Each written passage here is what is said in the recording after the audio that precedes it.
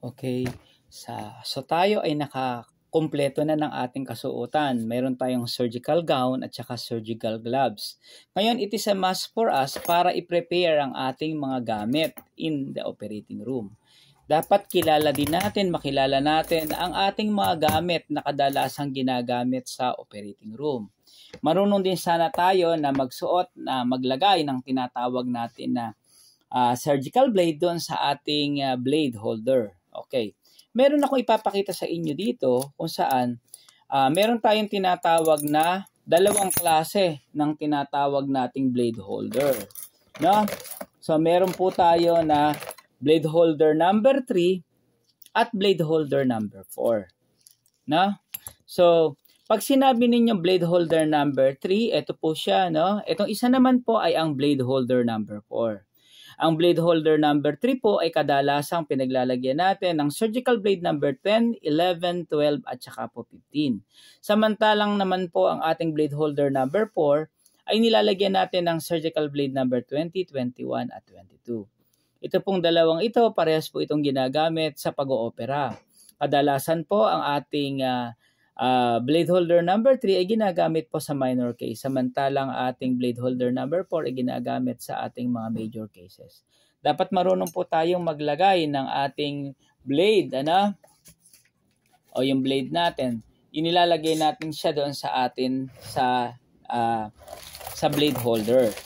Pag nabuo po ang tinatawag nating blade sa blade holder, ibig sabihin po tayo ay nakabuo na ng isang knife or isang scalpel. Okay. So, meron din po tayong tinatawag natin na operating sponge. Ito po ay isang halimbawa ng tinatawag nating operating sponge. Kapag ka po ito ay nakabilog, ang tawag po dito ay rolled gauze. No, rolled gauze po ito. No, ito po ay ginagamit natin sa ating pasyente, lalo na kung nagdurugo ang inooperahan natin. No? So, pag ito po ay nakabilog, ang tawag po dito ay rolled gauze. Pag in-spread po ninyo ito, ito po ay makikita ninyo naka-spread. Ito po yung ating tinatawag na operating sponge. Kapag ka po ito nakabilog, ang tawag po dito ay ang tinatawag natin na rolled gauze. Ayan, pag po siya nakabilog na ganito, ang tawag po sa kanya ay tinatawag natin na rolled gauze. Ito din pong rolled gauze na ito ang ginagamit natin kapag ka tayo gumagawa ng tinatawag na sponge stick. Paano po bang gumawa ng sponge stick? Kapag ka po hiningan kayo ng doktor, ng surgeon, na sasabihin niya sa inyo, can you please provide me a sponge stick? So, ganito po ang ating gagawin. Kukunin niyo po ang babcock. Yung babcock lang po ang maaari nating gamitin para sa tinatawag nating sponge stick. Kukunin niyo po naman ang inyong rolled gauze at i-spread niyo po siya. Pagkatapos po, ilulupi nyo po siya sa 4 na hati. Pag nagawa nyo na po ito, kunin nyo po ang tinatawag natin na babcock. Tanging babcock lamang po ang ginagamit sa tinatawag nating sponge stick. Ito po ay gagamitin lalong-lalo na sa operasyon ng appendectomy, kapag tinatanggal po ang appendix. Okay, so mahalaga po ito ang sponge stick. Then, may tuturo naman po ako sa inyo yung tinatawag natin na stick tie. So, mahalaga ding malaman ang stick tie dahil ito kadalasang ipinagagawa sa atin, ng ating mga siruhano o ng ating mga doktor. Dapat po tayo ay prepared para dito. Gagamit po ako ng dilaw na sinulid upang makita po natin kung paano pong inilalagay ang sinulid doon po sa ating curved Kelly. Sa paraan pong ito, nakakagawa tayo ng tinatawag natin na stick tie. Ang stick tie pong ito, ang ating magagamit, kapag hiningan tayo ng ating surgeon ng tinatawag nating sinulid na nakakonekta o nakadikit sa Kelly. Okay, kadalasan ito ay gumagamit tayo ng curved Kelly. So, kuha po tayo dito ng curved Kelly. Kunin nyo po yung meron po siyang mga serrations, ang mga Kelly. Dapat po natin tandaan yung mga serrations po nito ang paraan para kumapit ang anumang tissue na paglalagyan nito, lalong-lalo na kung tayo ay mayroong maraming bleeding or nagdurugo or mga bleeders. So ilalagay po natin itong para sa stick tie ay kukunin nyo po itong tinatawag na sinulid. Itim po kadalasan ang kulay nito. Ano? Itim po. Kung ito ay sinasabi nating silk. Ano? Meron din po tayong mga ginagamit ng mga atraumatic sutures kung saan po built-in na. Built-in na po yung tinatawag natin ng mga karayom sa kanila. Gagamitin nyo na lang po, itatahi na lang po natin. So ito pong paraan naman natin pinapakita ko po sa inyo, ito po ay tinatawag nating stick tie. Kunin nyo po ang tinatawag na curve Kelly, okay, at hawak-hawak nyo po ang inyong tinatawag nating thread o yung tinatawag na pre-tie, ilalagay nyo po ito doon sa dulo ng Kelly. Sundan nyo po yung ayon ng inyong sinulid.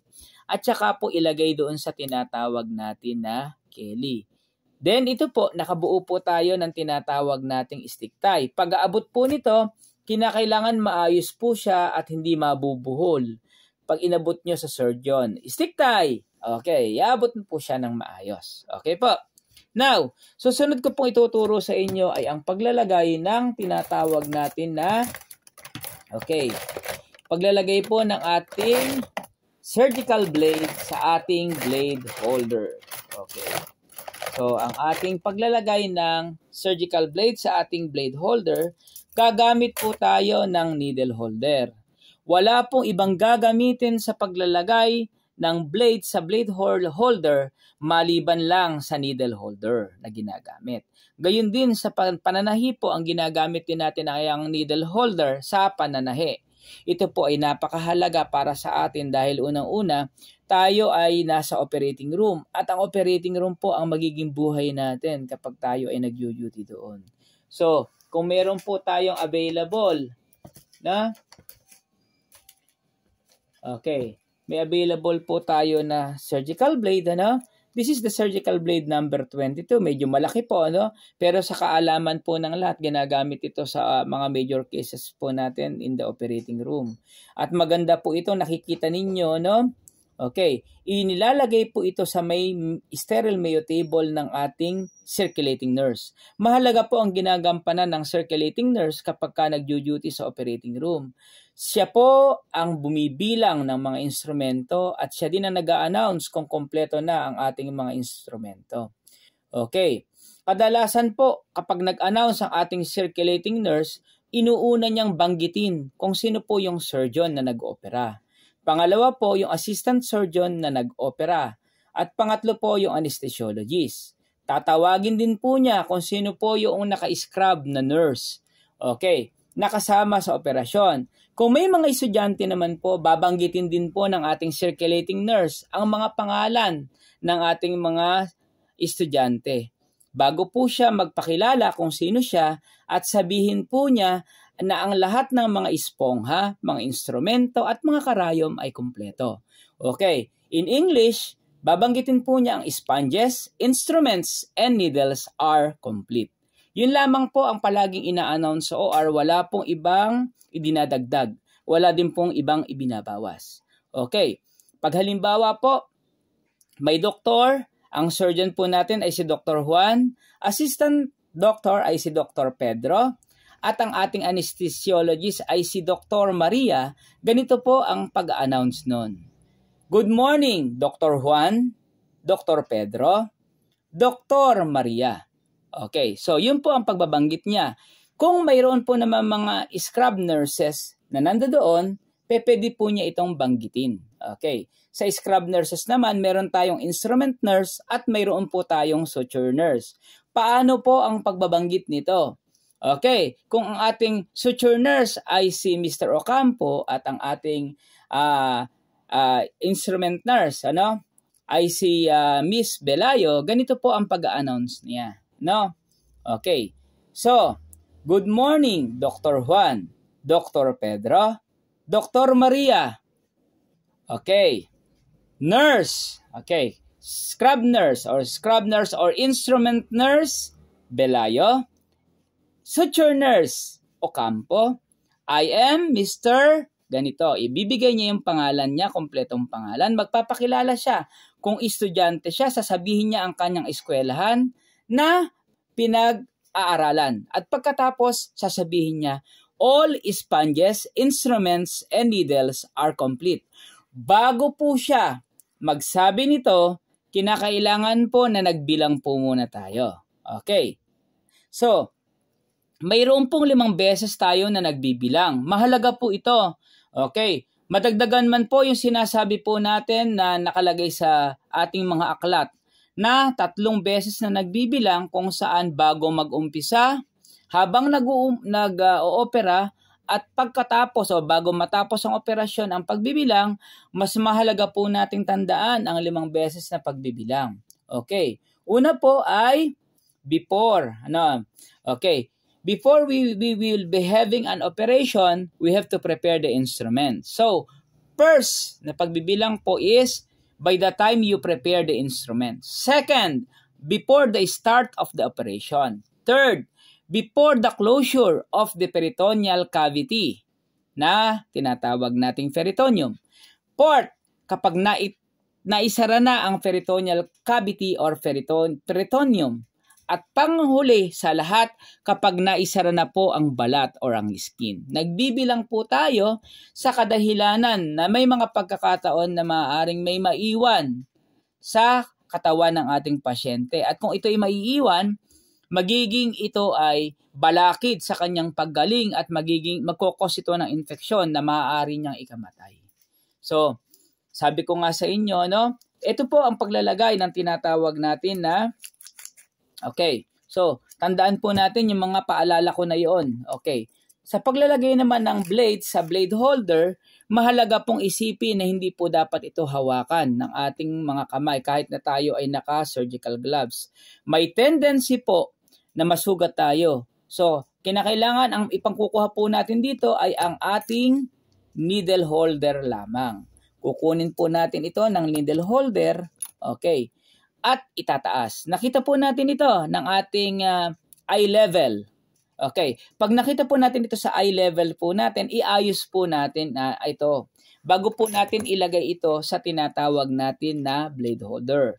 Ito pong gamit natin ngayon ay ang blade holder number 4. So, kinakailangan tingnan po natin, ito po ba ay aakma doon sa ilalagay natin na ating surgical blade. So, makikita ninyo, hindi siya katugma ng tinatawag natin na sa blade, So, ang gagawin po natin, iaayos po natin yung blade.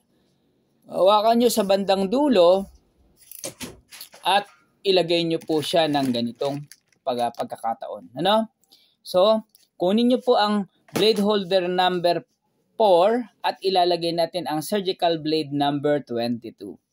Ilalagay po natin siya and then click, tutunog po siya kapag siya ay nakalagay na. So ito po ang tinatawag na paglalagay ng blade sa blade holder. Tingnan ninyo, may release po siya. Pag nagtanggal po kayo, kinakailangan niyo po na ito ay ituro pababa. Bakit po? Sa pagkakataong ito, para maiwasan po na maka-aksidente kayo ng inyong kapwa nurse o ng doktor. Pag tinanggal po siya, itaas lang po natin at saka po ibaba at matatanggal na po ang ating surgical blade. Ulitin ko po, ilagay po uli natin ang blade sa blade holder. Dito po malalaman natin na naka-in po ang ating blade kapag nakarinig po kayo ng tunog. Okay, may tunog po kayong maririnig na click, sasabihin niyang gano'n. Okay, so pag inilagay niyo po siya, okay, tingnan niyo, hanapin niyo po yung release and then click. Okay, so ito po ay nakalagay na. So ready na po ito. Ang tawag po dito is scalpel. Okay, scalpel na po ang tawag dito. Ito po ay tinatawag nating knife. Sa knife naman, meron tayong first knife at saka second knife. Ang first knife po natin, ginagamit lamang po natin panghiwa ng ating skin. Ngayon, pag nahiwa na skin, we have to use the second knife. Itatago po natin ang first knife.